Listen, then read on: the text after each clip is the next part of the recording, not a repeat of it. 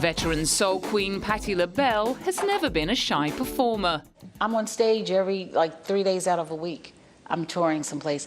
I do like an hour and a half or 2 hour show. I roll on the floor, I kick my shoes off, I cry, I laugh, I hug. Nor is she given to false modesty. I make sure people end up leaving, all thinking the same way, like peace, respect, and love. When you come to Patti LaBelle concert, you could be black, white, gay, or straight. With $8 billion or $8, you're gonna all leave feeling touched by an angel. Sometimes criticised for grandstanding and accused of once upstaging Diana Ross, she's reportedly defended herself by saying she's got a big voice and she's going to use it.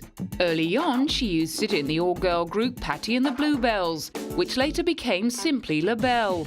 They gained fame playing at R&B Mecca, the Apollo Theatre in New York. At a recent event to celebrate its 75th anniversary, she was inducted into the Apollo Legends Hall of Fame by Mariah Carey and recalled the highlight of playing there in the 60s and 70s. The audience responding. Instead of throwing eggs, they stood up. Because when you're bad at the Apollo, they'll let you know.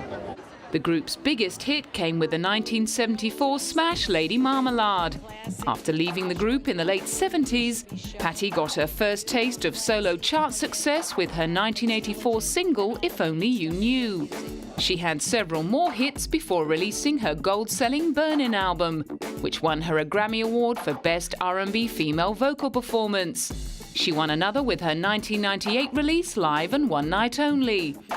More recently, she reunited with Nona Hendryx and Sarah Dash to release the first LaBelle album in 32 years. Appropriately titled Back Now, it featured traditional gospel anthems, as well as songs written by Nona. Nona contributes the best songs. She's the best songwriter I know.